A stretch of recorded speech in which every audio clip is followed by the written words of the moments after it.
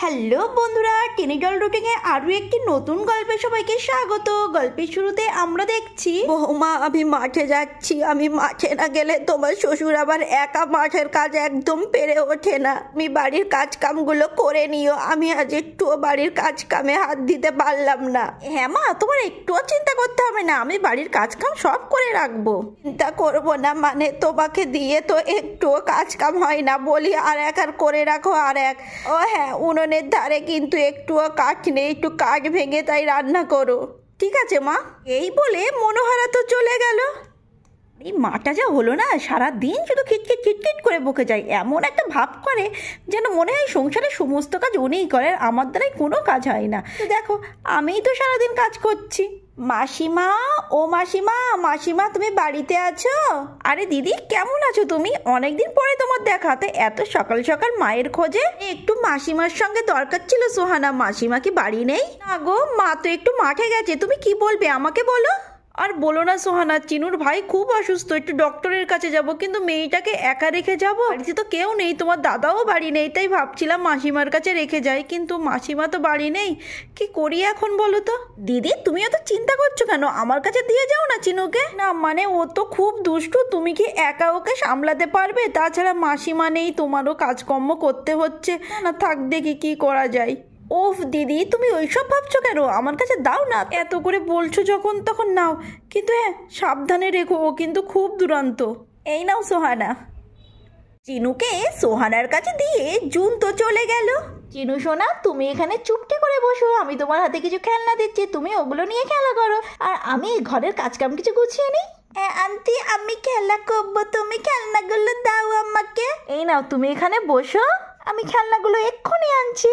এরপর সোহানা খেলনাগুলো এনে চিনুকে দিয়ে দিল। এই খেলনাগুলো নিয়ে তুমি খেলা করো, আমি ঘরের কিছু কাজ গুছিয়ে নিই। যাই, এবার আমি একটু রাহাকে জেগে দিই। ওই মেয়েটাকে ঘুম থেকে না ডাকলে একটা দিনও ঘুম থেকে উঠবে না। রাহা, এই রাহা, এই মেয়েটাকে নিয়ে হলো আমার যত জ্বালা, একটা দিনও ঘুম থেকে নিজের থেকে উঠবে না, প্রত্যেক দিন আমাকে জেগে জেগে তুলতে হবে। এই ওঠ ওঠ বলছি, বেলা তো কম হলো না, আর কতক্ষণ ঘুমাবি? ও মা, আমার ভীষণ ঘুম পাচ্ছে, আর একটু ঘুমাই আমি, প্লিজ মা, আর একটু। আর ঘুমাতে হবে না, ওঠ এবার, বাইরে চিনু একা একা খেলা করছে। ও চিনু এসেছে, আমি এক্ষুনি উঠে পড়ছি। শোন, তুই চিনুর সঙ্গে একটু খেলা করিস, তো ঠাম্মা কিন্তু বাড়ি নেই, হ্যাঁ ওকে একটু লক্ষ্য রাখিস। বাড়িতে কিন্তু রান্নার কাঠ নেই, আমি যাচ্ছি কাঠ ভাঙতে, তুই তাড়াতাড়ি উঠে আয়। ঠিক আছে মা, আমি এক্ষুনি যাচ্ছি। রাহাকে সবকিছু বুঝিয়ে দিয়ে সোহানা গেল কাঠ আনতে।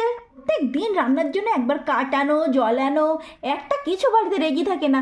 আর বাবাও দেখে দেখে এমন জায়গায় আমাকে বিয়ে দিল।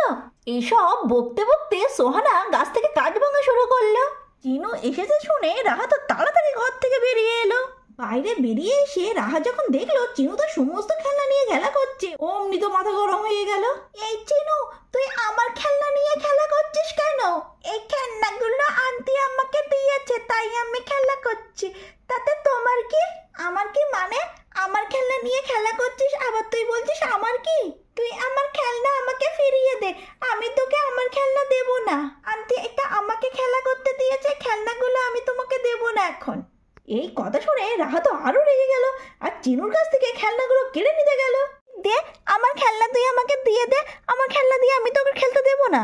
না না, আমি তোমাকে দেব না, আমি তোমাকে দেব না। দে বলছি দে। হ্যাঁ তোর কত বড় সাহস, আমার খেলনা নিয়ে খেলা করছিস? আমাকে আনতে দিয়ে দে, আমি তোমাকে দেব না, আমি খেলা করবো। খেলনা দিচ্ছিস না তো, দাঁড়া আমি তোর এক্ষুনি মজা দেখাচ্ছি।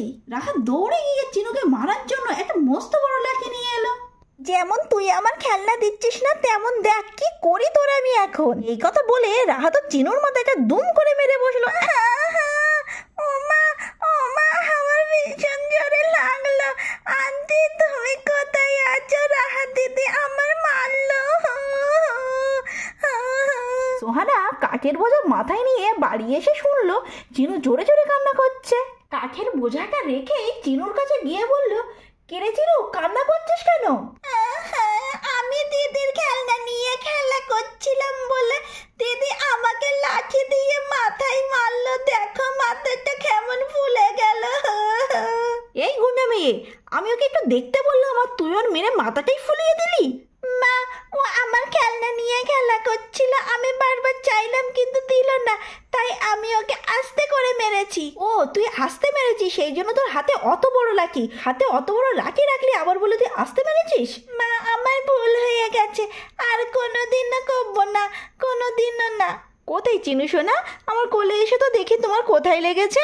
বন্ধুরা, আমাদের গল্প কি তোমাদের কেমন লাগলো? তোমাদের যদি মনে হয় যে চিনুর সাথে অন্যায় হয়েছে, তাহলে অবশ্যই কমেন্টে জানিও। আর চ্যানেলটা সাবস্ক্রাইব করতে ভুলো না যেন, আর সেই সঙ্গে একটা লাইকও করে দিও।